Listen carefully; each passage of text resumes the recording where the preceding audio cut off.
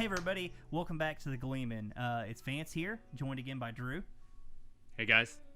And today we're going to be talking about Tel'aran'rhiod. You know, what is it? How does it work? How's it accessed? Yeah. What are dreamers? How do wolf brothers stuff do of it? dreams. Exactly. Literally the stuff of dreams. So we are... Okay, guys. We're here. Before we plow ahead, we're going to start soft spoilers. And, I mean, if you're really sensitive, don't listen to us. Full spoilers. It's full spoilers all the way through. Oh, come on. No. I was going to give them at least like 5 minutes soft spoilers. No, it's full spoilers. It's full spoilers. That's been some of been some of the feedback we've been getting from the community. Is just go full spoilers. It's okay. I literally just told someone we would try and improve our spoiler filter in the comments on our last video. Exactly. We're improving it by saying it's full spoilers. By saying. So, yeah, that's not a spoiler filter. That's a spoiler banner. Yeah, exactly. I'm gonna make one that pops up at the bottom here for this next video. So full spoilers. Tel'aran'rhiod, the world of dreams. Right. That's literally what Tel'aran'rhiod translates to, right? I mean, I do believe so. So that's what they end up calling it, right? So. Yeah, I'm really exposing my lack here. Well, I mean, when was the last time you actually reread the books? 8 months ago. You reread them 8 months ago?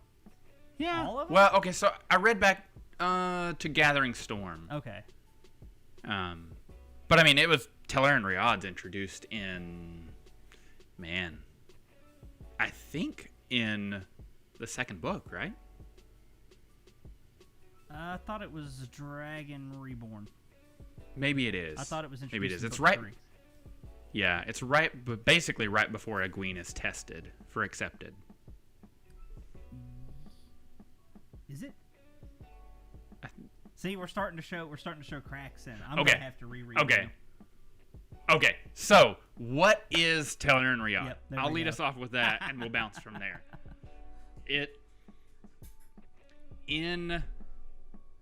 In Jordan's larger cosmology, his metaphysical cosmology, yes, thank you. Behind every world is the world of dreams, Tel'aran'rhiod, and it's really mysterious. It's almost if you've read Brandon Sanderson's works, you'll definitely see a lot of where he got his inspiration for what he calls the cognitive realm.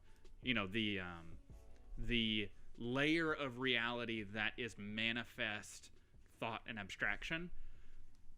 That's what Tel'aran'rhiod is. But it's not a symbolic manifestation like Sanderson's is. Sanderson's cognitive realm is an embodiment of the symbols people sentient beings conceptualize the world with.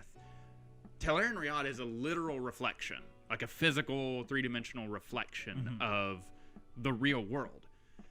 And it's as solid as the real world, but doesn't change as quickly. You know, so if I were to bulldoze my house tomorrow, it would take a little bit of time for Tel'aran'rhiod to accommodate that. And we're not really given any explanation of that time frame. You know, there's just a sense of the world has a memory of what was, and it takes time for that to change. Right, yeah. And if there is an explanation, it's not clearly given in the books, so maybe out there on some speculation. Enumerated. Right.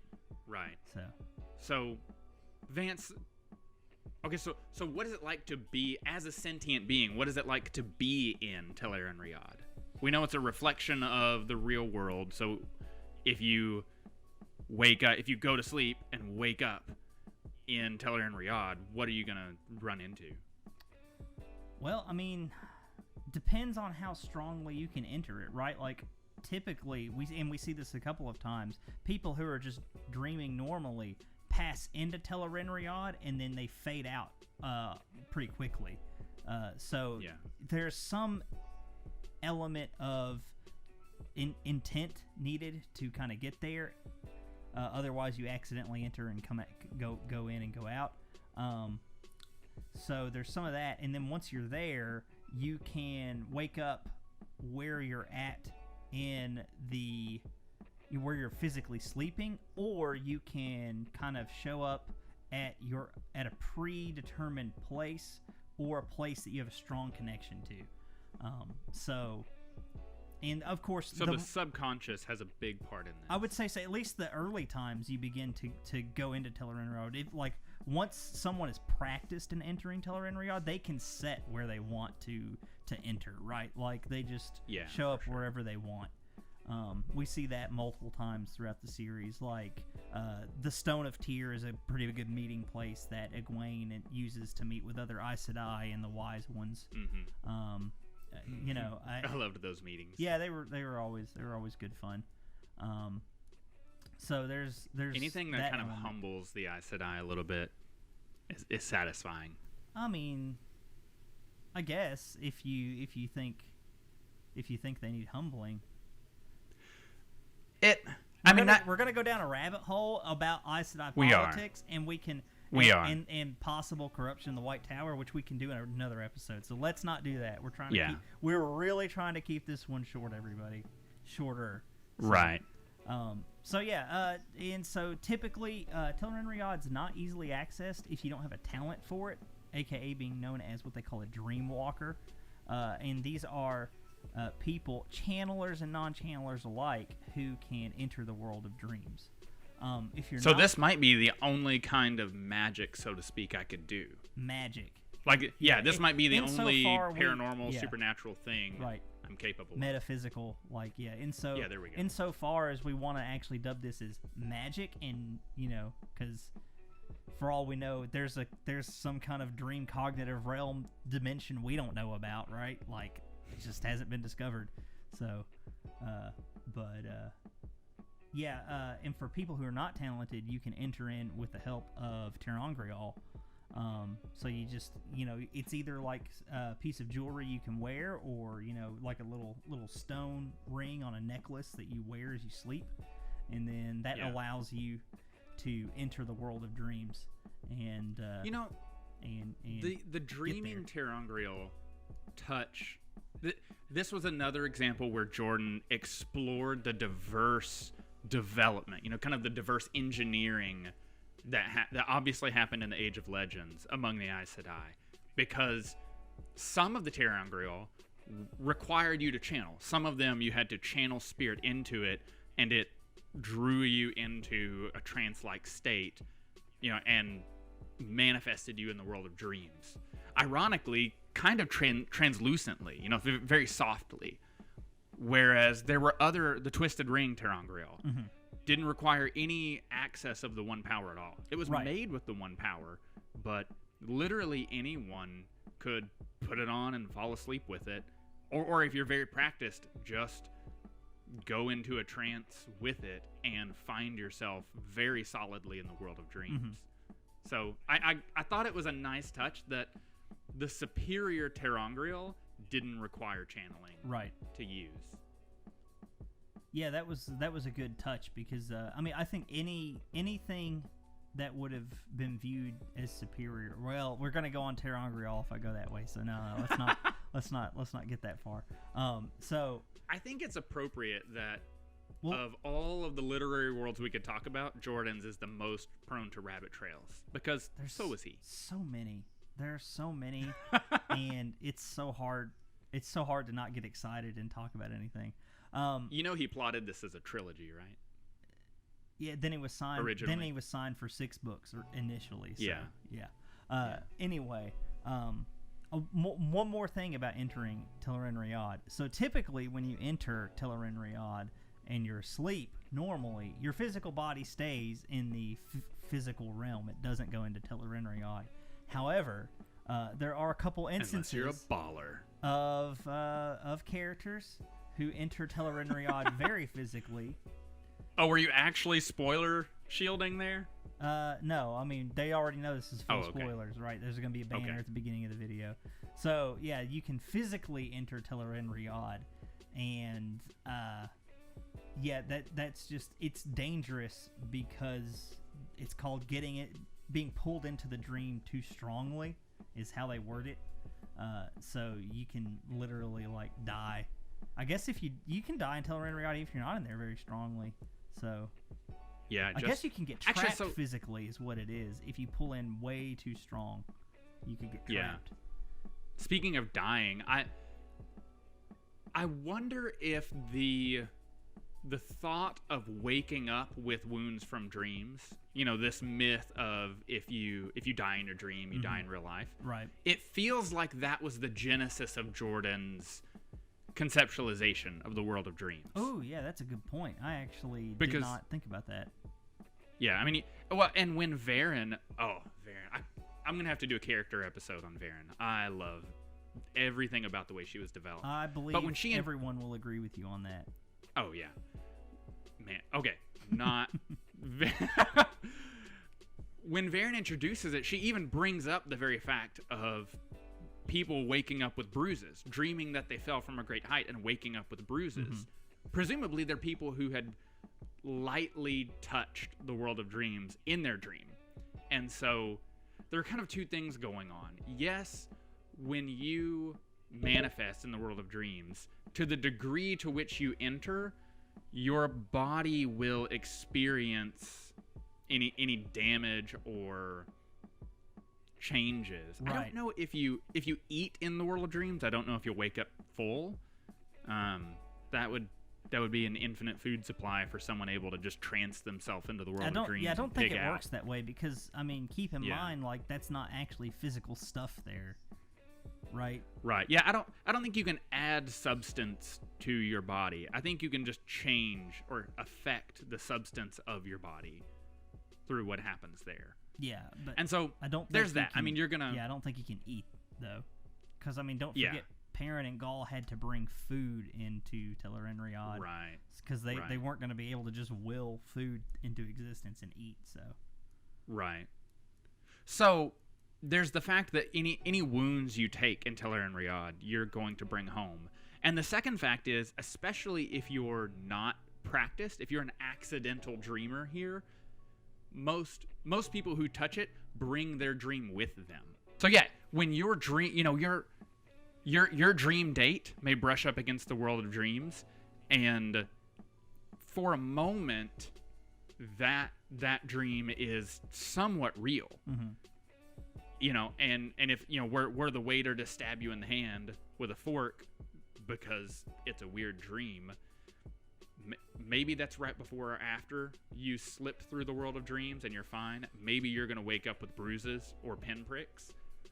And even more bizarrely, you might leave that dream behind. Nightmares are especially prone to this. Right, yeah. We see a few examples where someone's having a nightmare, they touch on the world of dreams, and their nightmare, because of the strong emotion, imprints itself upon Tel'aran'rhiod. Mm-hmm. And then you wake up and go on about your life unaffected. Right. I'm presuming for your sake you survived your nightmare. But your nightmare has a life of its own now and may be roaming about or menacingly looming, waiting for an unsuspecting dreamer to fall into it. So there's some major pitfalls. Yeah, it's definitely dangerous, and it's repeated throughout most of the series how dangerous it is, especially the unpracticed. So that's pretty cool. Let's get on to let's move on to just the folks who can access it without aid of Tel'aran'rhiod. So first, we have dreamers, right? And dream walkers, not dreamers. Dreaming is something different. Egwene is a dreamer and a dream walker. Again, it's Jordan speak. It can get confusing. So, do we know that those aren't the same thing? Because my suspicion is that all dreamers are dreamwalkers. We can check. Hold on. Yeah. My headcanon, at least, was always that dreamers who didn't know how to dreamwalk, it was because the Aes Sedai generally... Dreaming is specifically a talent of the One Power. So, it's not just a lack of knowledge of finding Tel'aran'rhiod? Yes, and then dream walking is an ability unrelated to the One Power. So there we go. Oh, okay. So yes, so see, they're I was two wrong. separate things. That's great. Right. Yeah. And that's what partly why we do this, right? To remind each other of, what's in the series and keep it all straight, because it's 14 and half a book long. And so Egwene had both. Yes. Yeah. She was able to do both. And that's that was one of the reasons she was kind of outstanding in the book. Especially being a new recruit to the tower, she was their first dreamer in some amount of time, 100 years, 200 years. I can't recall off the top of my head. And their first dream walker in a very, very, probably 1,000 years or more. Maybe, yeah. I'm not even sure.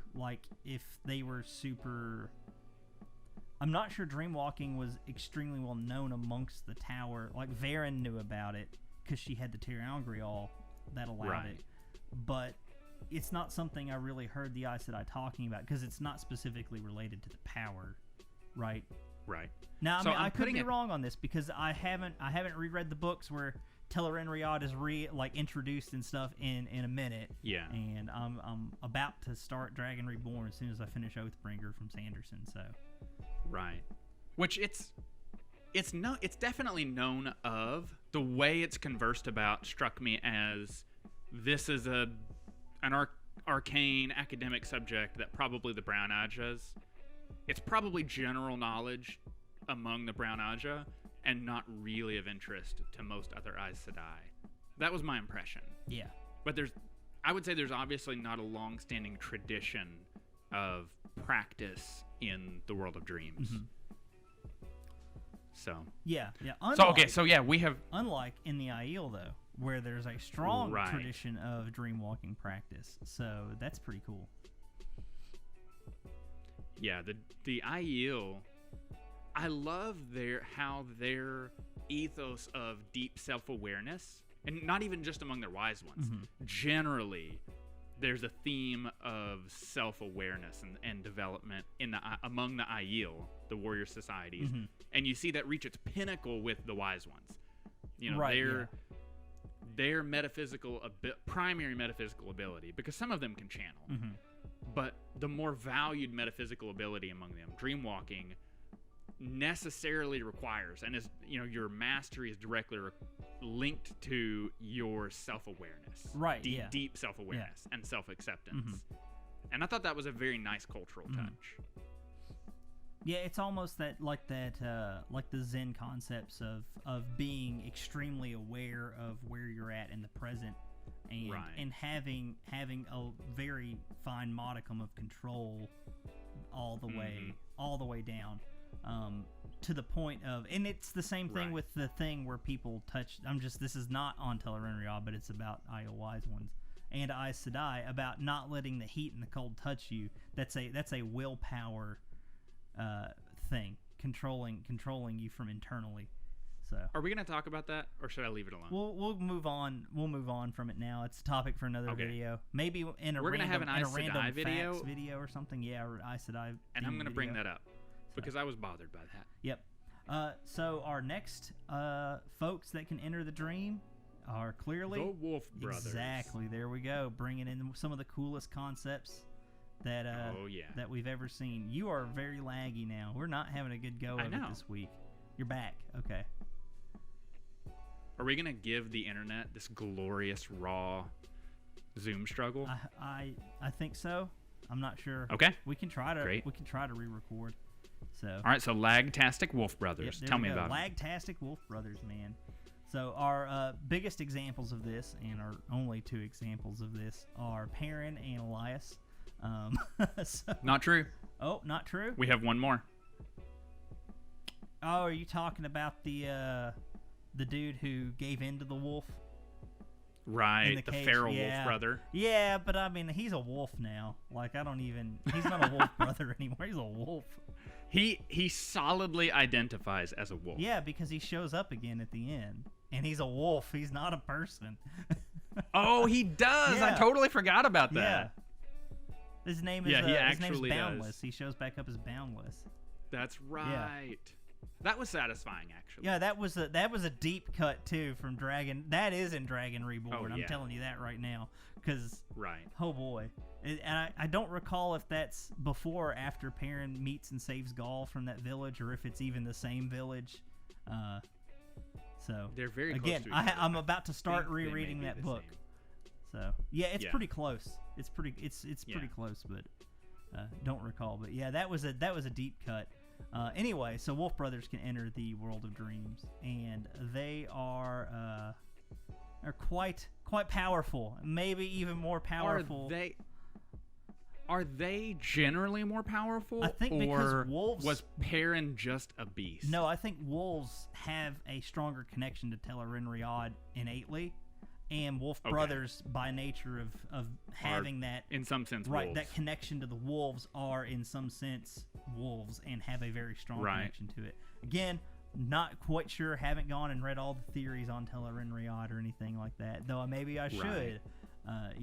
But that would be like several hours worth of deep diving, just to find the answer. Like, so do Wolf Brothers count as wolves in the world of dreams? Like, they can turn into a wolf there, so maybe. How does it work? Who knows? Are they wolf souls reborn into humans? Whoa. So, I mean, there's all sorts of questions that go along with this one. Yeah, I have a completely ridiculous, unsubstantiated headcanon theory. Right. That the wolf dream is a... Okay, I'm going to back up. This hinges upon us knowing that the reflection of our world in Tel'aran'rhiod is a very small subset of Tel'aran'rhiod. There are many... Because we see with the Fin, the Isle Fin and the Eel Fin, that there are other universes, there are other realities, with physics different than ours.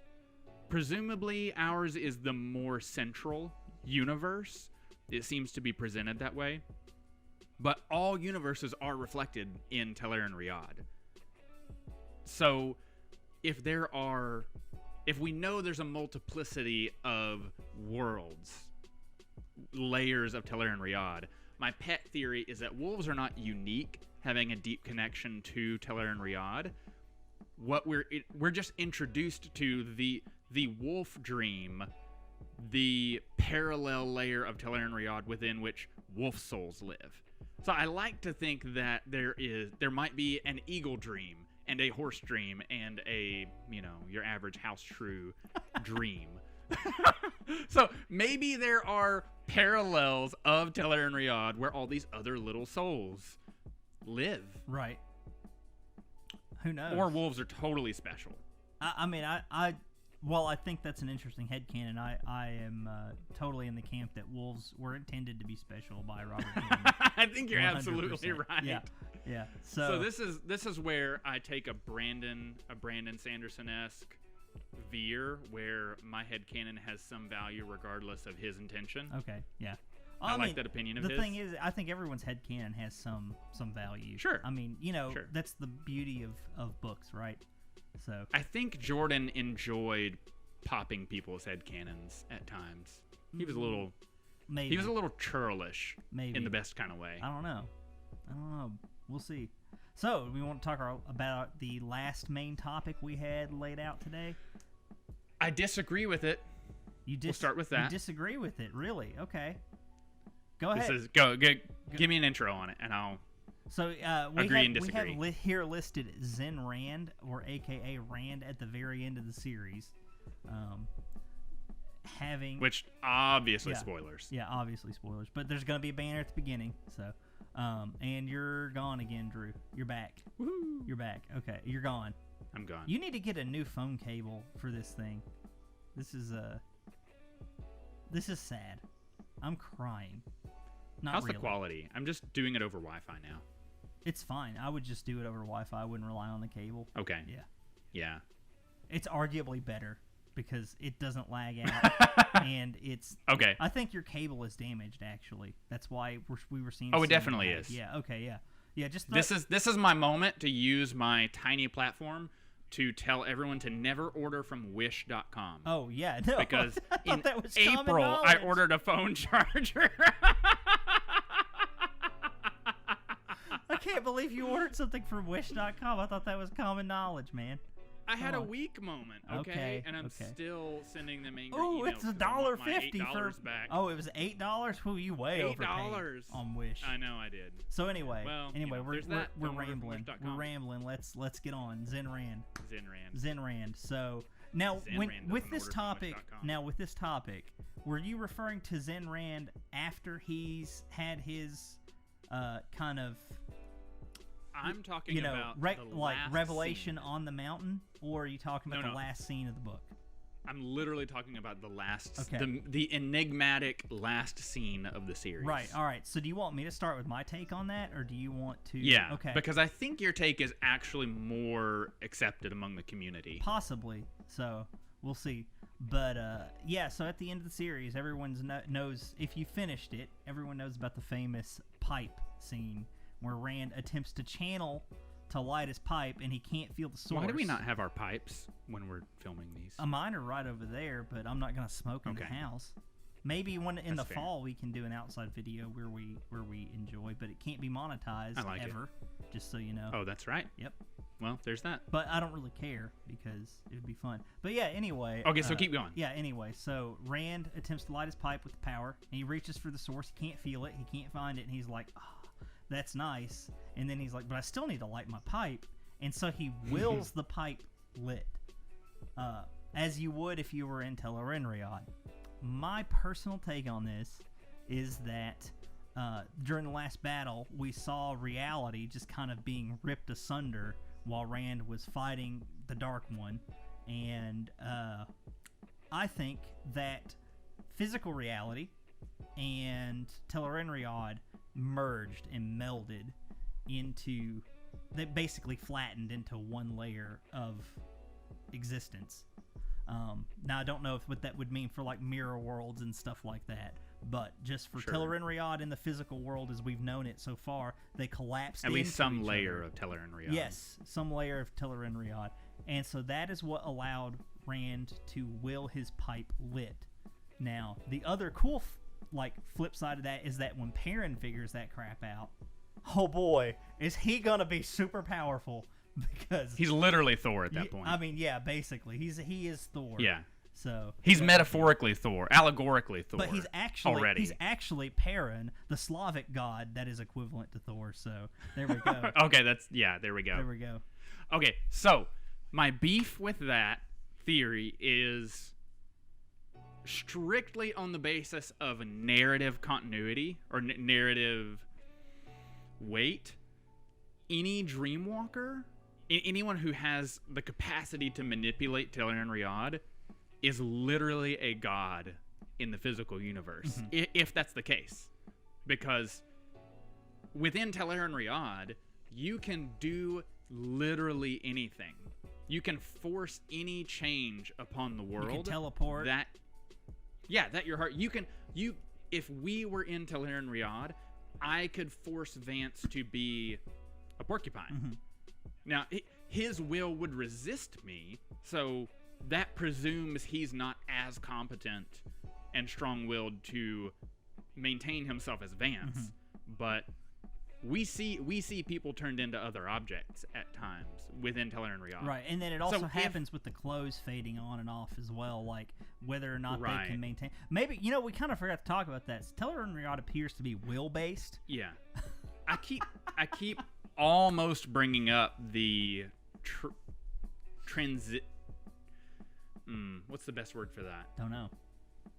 The impermanent nature of changes within Tel'aran'rhiod. It has a memory of how it wants to be, and changes you impose upon it, whether you physically do something, you channel the power and manifest some effect, or whether you as a Dreamwalker just change what's around you.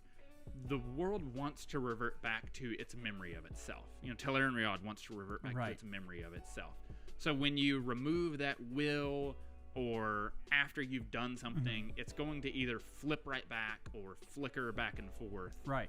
So we see that. Even Balefire. I mean, if you've read enough to know how beastly Balefire is, even things Balefired within Tel'aran'rhiod aren't entirely gone.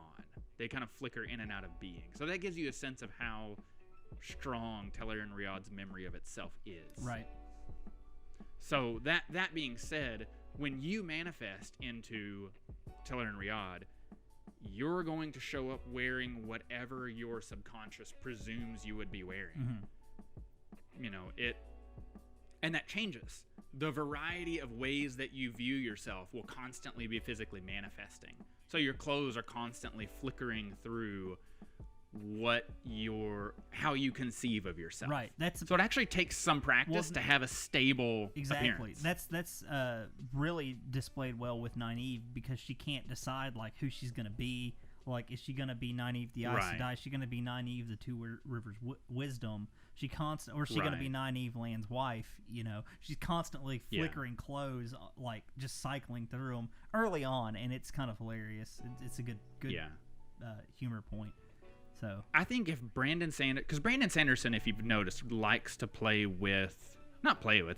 he likes, because he's tactful about it, he likes to include and address non-neurotypical mind frames.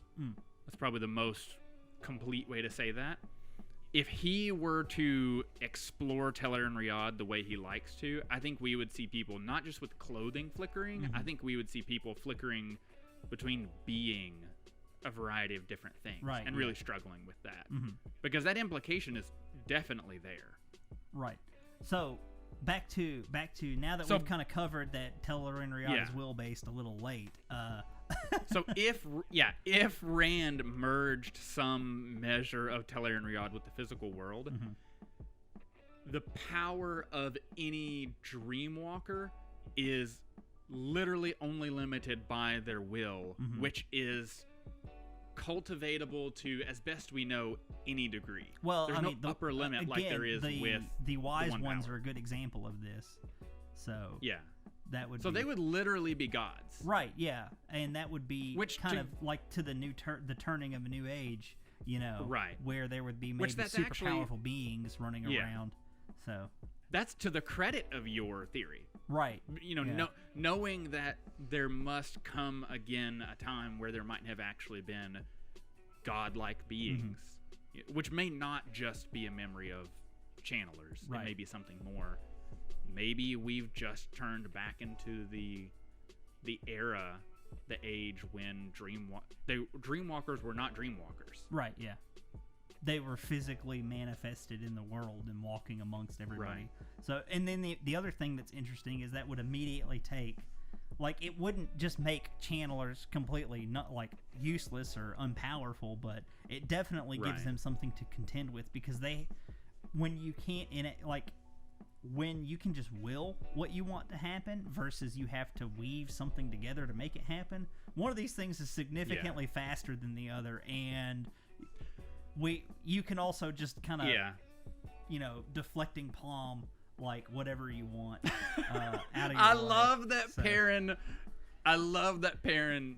Does language have to be totally like G-rated appropriate? We can do what we want here. I think most people would rather us be authentic than and I don't even curse that much, but I feel like the only way I know how to fully express and this needs preamble for effect. Okay, the only way I know how to express what Perrin did in that scene was, I think it was Balefire coming at him. Yes, it was Balefire. And he took his hand and went, "Bitch, no."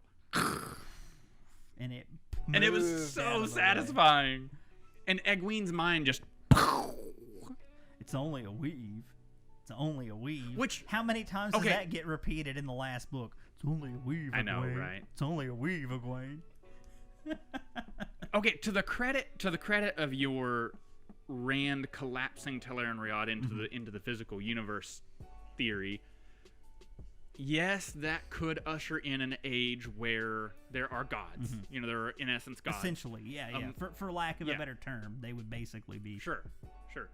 And on top of that, if there are Dreamwalker gods, so to speak, in the real world, then for one thing, maybe Tel'aran'rhiod and the real world aren't separate things in every age, and maybe they're not even separate things in the majority of ages. Yeah, we don't know. And we really only have the example of like 2 ages 3 Right. if you count back like the age that we are supposed to live in right now. Right. But we don't know what end of that age we live on, the beginning or the end, you know? So Right. it's And nebulous. on top of that, if we're into an age where Dreamwalkers have Tel'aran'rhiod level control over reality, it's totally conceivable that they could shut away the one power from humanity.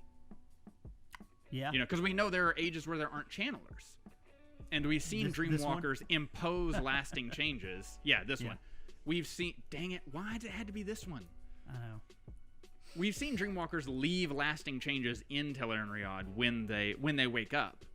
So that, if you mix all of these elements together and go with your theory, Dreamers could effect a change that wouldn't require their constant attention, and maybe with a collection of them, of these Dreamwalker gods among men, decide that the best thing for humanity is an age where men are on a more level playing field. Humanity is on a more level playing field. And so they, boop, no more one power. Could be. Could be. I mean, That could be how we get to this strong, age. We're strong into yarn spinning territory now. Oh, total Yeah, speculation. this is all speculation. Just to throw that disclaimer out there.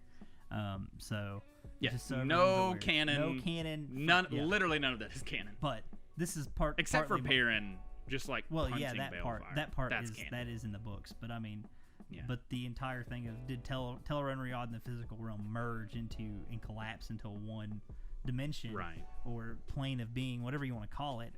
That's all speculation. So To me, okay, so you've almost converted me to your theory. I hope so. Yeah.